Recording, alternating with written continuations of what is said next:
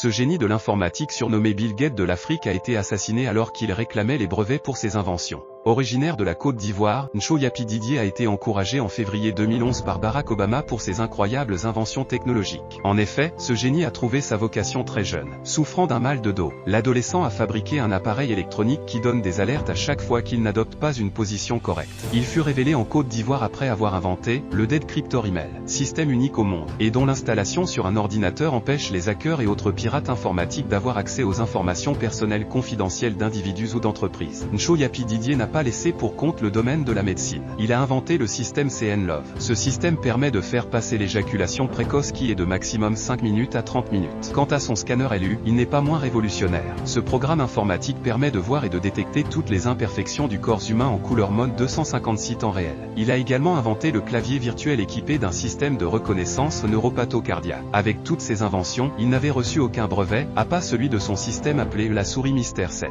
Avec sa souris d'ordinateur multifonction, il détermine l'âge des utilisateurs et empêche l'accès aux sites pornographiques aux mineurs. À un moment donné, le jeune s'est rendu compte qu'il avait besoin des brevets pour commercialiser ses projets dans le monde entier et à son nom. Ces brevets auraient permis de montrer au monde entier qu'il existe d'incroyables ingénieurs en Afrique et que les Africains ne sont juste pas des consommateurs absolus des produits européens et américains. Malheureusement, dans cette quête de brevets, le jeune fut atteint d'une maladie mystérieuse dont le traitement le laisse sans aucun sou. Le bien aurait voulu qu'il se fasse aider par les dirigeants africains afin qu'il retrouve sa santé et mettre ses inventions au profit de l'Afrique. Il avait seulement besoin que de 3 millions de francs CFA pour son traitement. Mais aucun dirigeant n'a levé le petit doigt pour aider ce pauvre génie. Un consultant au bureau de perspective de l'informatique aux États-Unis a affirmé lors d'un entretien: le salut du monde informatique peut venir de l'audace de Yapin Show. Ces inventions sont un signal fort pour l'Afrique et le monde entier. Et je crois que les gouvernants africains devront jeter un regard attentif sur ce jeune homme qui peut être le nouveau Bill Gates. Malgré ses propos, le jeune chercheur ivoirien Nchoyapi Didier a lutté seul contre sa maladie pulmonaire jusqu'à son dernier souffle.